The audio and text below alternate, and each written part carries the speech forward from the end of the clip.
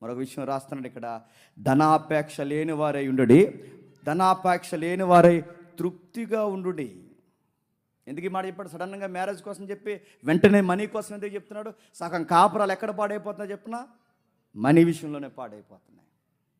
సగం కాపురాలు మనీ విషయంలోనే పాడైపోతున్నాయి. నేను న్యూస్ చూసాను, తమ్ముడు పంపలేదు. తనకి డబ్బులు అవసరం ఉందని తన భార్యని వ్యభిచారం చేయమన్నాడు మనీ విషయంలో.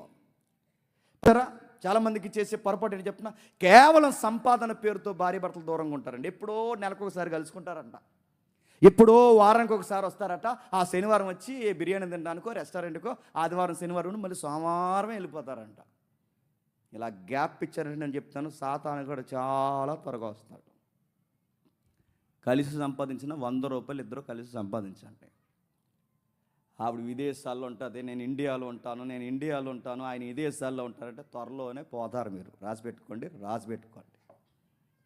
చాలామంది చేసి తప్పేడు చెప్పిన, మీ మధ్య గ్యాప్ ఉండకూడదు. మీరు కలిసి సంపాదించిన 100 అయినా కలిసే ఉండాలి. నెలకు 1,00,000 సంపాదిస్తున్న ఎవరికి కావాలి 1,00,000? కాపురం కుదరలేనప్పుడు కోట్ల రూపాయలు సంపాదించి 24 అవర్స్ ఉద్యోగాలు చేస్తూ ఓవర్ నైట్ డ్యూటీలు చేస్తూ సంపాదించి భర్త ఒకవైపు కష్టపడుతుంటే, ఆ భర్త లేని సమయాన్ని వేరే ఒకటికి ఇచ్చి కాపురాలు పాడు చేసుకున్న బుద్ధి లేని గాడిదలు లేరు. తన బాగుండాలి, తన పిల్లలు బాగుండాలని తన ఆలోచించి తన కొరకు కూడబడుతుంటే ఇంటికాడుండి కునుకుతూ భయంకరమైన నీచమైన పనులు చేసే స్త్రీలు లేరు. ఎక్కడో కువైట్కి పోయి ఆడదని కూడా చూడకుండా ఎక్కడో కువైట్కి పోయి అక్కడ కష్టపడి తన భర్త బాగుండాలి, తన బిడ్డలు బాగుండాలని ఆమె అక్కడ గొడ్డు సాకరీ చేస్తుంటే ఈడు ఎక్కడుండి ఈ ఈదుల్లో తిరిగి పనికి మాలినోడు ఇంకొక దాంతో సంబంధం పెట్టుకుంటాడు.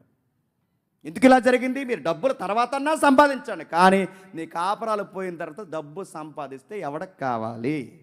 అందుకే ధనాపేక్ష లేని వారై ఉన్న దానితో తృప్తిగా ఉండండి, దూరంగా ఉండకండి.